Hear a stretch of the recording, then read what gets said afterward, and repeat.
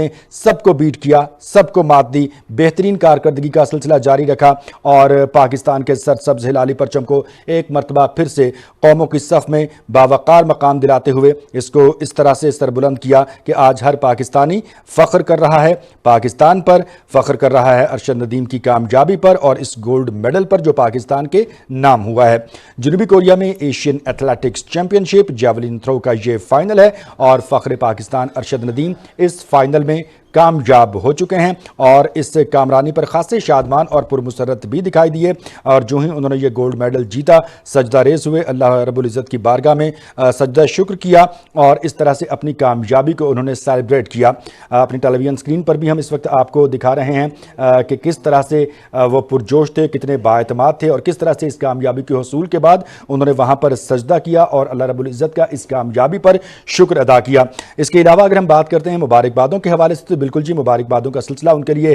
جاری ہو چکا ہے اور مختلف شعبہ زندگی سے تعلق رکھنے والی جو اہم شخصیات ہیں وہ ان کو اس بہترین اور اس عظیم کامیابی پر جو ہے وہ مبارکباد پیش کر رہی ہیں اور بلا شبہ وہ مبارکباد کے مستحق ہیں بھی صحیح، کیونکہ انہوں نے ایک مرتبہ پھر سے پاکستان کا پرچم سر بلند کیا ہے، ایک مرتبہ پھر سے اپنی